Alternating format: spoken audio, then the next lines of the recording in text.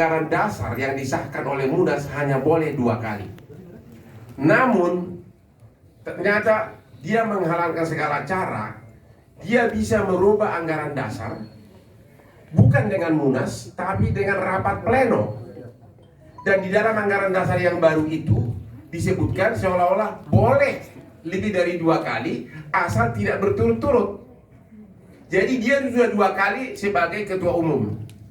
Nah, dengan anggaran dasar yang baru, dia bikin dulu orang dia, yaitu Fauzi sebagai ketua umum. Sesudah Fauzi berakhir, langsung dia masuk lagi. Itu dimungkinkan karena dia sudah merubah anggaran dasar dengan cara pleno. Padahal harusnya dengan Munas. Ternyata keluhan itu, walaupun saya diamkan, dia teman saya dari dulu dan tidak pernah ada perselisihan apapun. Sampai hari ini sebenarnya tidak ada. Bahkan waktu dia pemilihan ketua, saingan dia, Ricardo Simanjuntak minta saya untuk dukung dia. Saya tolak karena demi solidaritas kepada Otto. Kalau saya ikut Ricardo, kemungkinan menang. Karena apa? Mayoritas pengacara muda fans sama gaya Hotman Paris. Oke. Ternyata alasan anggaran dasar itu benar-benar kemarin terbukti. Ternyata sudah ada kasus berjalan. Seorang pengacara dari pinggiran dari Lubuk Pakam, namanya Alamsah, menggugat keabsahan anggaran dasar versi Otto itu di Pengadilan Negeri Lubuk Pakam dan menang. Pengadilan Negeri Lubuk Pakam mengatakan Pradi versi Otto melakukan perbuatan melawan hukum karena merubah anggaran dasar bukan melalui Munas tapi melalui rapat pleno. Ingat, dia merubah anggaran dasar agar dia bisa menjabat yang ketiga kali. Putusan Pengadilan Negeri Lubuk Pakam dikuatkan lagi oleh Pengadilan Tinggi Medan yang sangat mengejutkan. Kok bisa pas waktunya tanggal 18 April 2022 Mahkamah Agung dengan putusan nomor 977 PDT 2022 tanggal 18 April menguatkan putusan Pengadilan Negeri Lubuk Pakam Pengadilan Tinggi menolak kasasi dari Pradi Otto. Artinya apa? Anggaran dasar dari Pradi yang sekarang ditetapkan tidak sah. Berarti seluruh pengurus yang ditunjuk berdasarkan itu, Anda tahu artinya menjadi tidak sah. Artinya apa? DPN Pradi versi Otto tidak sah sejak 18 April 2022 karena apa? Putusan kasasi bersifat ingkrah. Walaupun ada PK, itu sudah berkekuatan hukum tetap. Itu menurut hukum acara. Ya, jadi akibatnya apa? Ribuan pengacara yang sudah mendapatkan kartu dengan tanda tangan Otto, konsekuensinya menjadi tidak sah. Nanti kalau ada bersidang, kalau pengacara itu memakai kartu pengacara versi Otto, lawannya bisa mengatakan, kartu kamu tidak sah. Ini akan menimbulkan gelombang protes yang sangat besar seluruh Indonesia.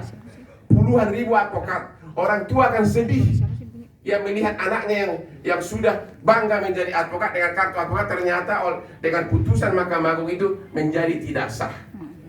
Ya, padahal mereka bayar untuk itu. Jadi nanti siap-siap ribuan pengacara akan minta kembali uangnya untuk pembayaran kartu advokat. Yang kedua, untuk menjadi advokat tentu ada pendidikan PKPA ya. Dan itu bayarannya mahal. Karena pengurusnya tidak sah, maka pendidikan PKPA saya udah tua nih apa nih? PKPA menjadi tidak sah. Berarti uang kursus yang pernah mereka bayarkan berhak mereka kembali. Jadi siap-siap Pradi Otto pengurusnya akan digugat oleh ribuan pengacara. Dan apa DPN siap dari kuasa hukumnya? Siap nggak? Kita lihat apa? Aku siap. Aku hadapin kau Otto. Mantap. Bacot nih. Gak usah deh. Soal ya. Ayo lu. Tapi soal asli tadi bang, waktu abang kan mengundurkan diri dan katanya nangis-nangis setelah dilakukan pelecehan seksual tentang seperti apa? Dia tidak pernah mengatakan pelecehan seksual itu Anda bohong. Dia pernah menyebutkan itu. Dia tidak pernah, dia hanya menyebutkan diminta berpakaian seksi untuk syuting, tapi oleh oleh TV-nya diminta lebih sopan, itu aja, nggak ada pelecehan seksual. Bahkan namanya naik, saya bikin melambung dari yang tidak dikenal menjadi dikenal. Itu aja jawabannya. Itu siapa Bang? Mungkin bisa dijelaskan nama. Nggak usah, itu aja deh, saya nggak mau sebutkan nama, itu jawabannya. Yang lain? Oke, Itu Bang. topik, stop. Bang, ini kan terkait masalah ini kan abang dengan Otto.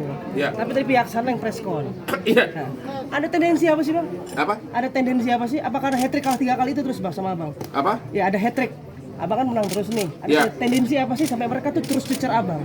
Ya, siapa yang tidak iri melihat seorang pengacara dari kampung Hotman Paris bisa gini tiap hari di Holy Wing, bisa membuka 38 outlet, bisa menangani perkara-perkara konglomerat, ya irilah, itu aja deh. Atau karena kasus Desiree Abang menang lagi, Bang?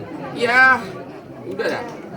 Saya lah satu-satunya pengacara yang berani membela seorang istri Desiree. Yang lain pada nggak berani, saya berani. Dan saya selalu berani, nggak pernah pengecut saya. Itu aja. Dan saya tidak salah apapun, saya murni membela istrinya, membela Desiree kok. Ya, Oke, tadi ada pernyataan bahwa Abang belum bisa beracara. saya nggak bisa beracara. Belum bisa beracara. My God, semua perkara kakap dunia ini gue yang pegang.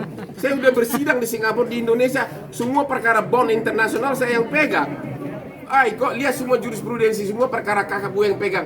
Lihat perkara kakapnya Sinar Mas, miliaran dolar. Lihat perkara Prabowo Subianto yang udah deh.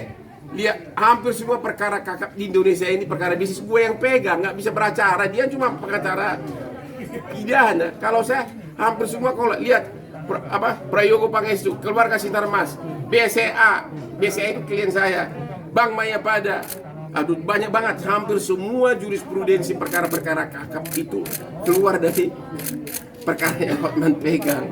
Itu makanya saya kaya, murni dari pekerjaan, saya tidak pernah melanggar kode etik untuk menipu klien gitu loh. Lihat semua perkara bisnis internasional gue yang pegang. Ya, kok dibilang nggak beracara, saya malah ngajar sudah begitu banyak.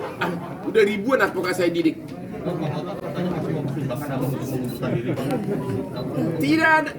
Ngapain lagi, udah Mahkamah Agung sudah dinyatakan baik-baik, ngapain lagi pertanyaan lu dodol banget. Nggak pernah orang mengundurkan diri ya mana berhak dia mempertimbangkan, pakai logika lu otok, ya. Sekarang apalagi Mahkamah Agung menyatakan tidak sah, ya sudah dong. Tapi katanya itu sudah melekat Bang ketika Kata siapa melekat? Opung yang bilang itu melekat. Dan dia sekarang udah nggak ada dengan putusan kasasi Mahkamah Agung. Jangan lagi bilang dia nggak berani versi Otto itu pengurusnya sudah konsekuensinya tidak sah. Udah deh. Berarti akan tutup dong Bang, bubar Bang. Hah? Bubar dong. Terserah kalian mau bilang apa. Yang jelas anggaran dasarnya dinyatakan tidak sah. Kan Otto itu kan dituju berdasarkan anggaran dasar ini, berarti pengurusnya juga tidak sah. Putusan apapun yang diambil termasuk Dewan Kehormatan yang cuma 3 bulan tidak sah. Gitu loh. Jadi udahlah. Bang, jika nanti benar tutup nih, beliau ingin bergabung ke sini gimana nih? Ya, tanya kepada Pak Faisal loh, bukan urusan